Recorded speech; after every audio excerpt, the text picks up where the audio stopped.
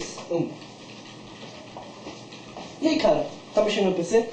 Não, eu tô comendo ele. Ei, tá lendo? Não, eu tô te batendo! Perdi o estômago agora. Ei. Tá mexendo no celular? Não, eu tô comendo ele. E o gosto é bom? Na verdade, ele tem um gosto de frango. Da hora, eu pensei que fosse churrasco.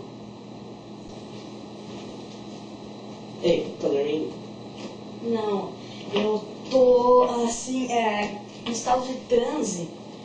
Eu tô vendo Buda.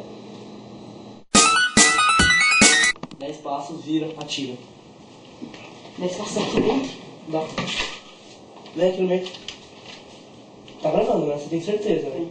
Tem nada aí? Tem. Tá bom. 1, 2, 3, 4, 5. Tava descarregado. Eu sou um retardado. E eu te matei. Deixa eu gravando, depois você corta, vai. Hã? Deixa eu gravando, depois você corta. Será que tá gravando mesmo? Tá. Tá gravando porque tá piscando vermelho ali no vídeo. 5 passos então, tá? Tá. Eu vou mais pra trás. 1, 2, 3, 4, 5. Feio! Foi do lado. E o meu foi do lado.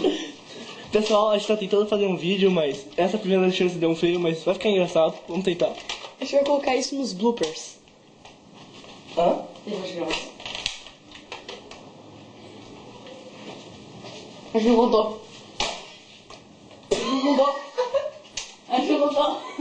Deixa eu descarregar, eu tô carregando 5. 1, 2, 3, 4, 5. Eu sou a arma.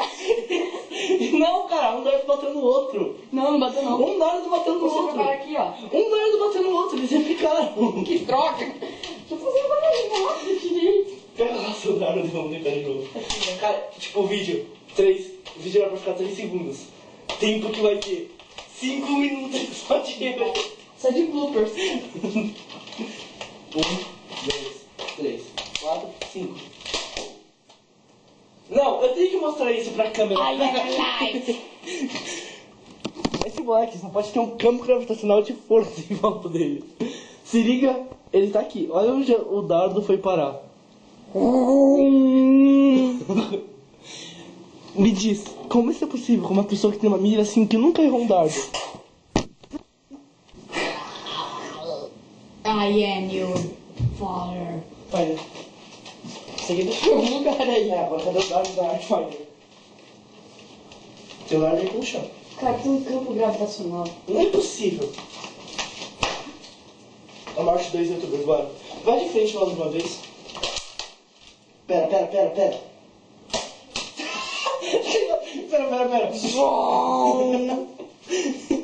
Cara, como isso é possível?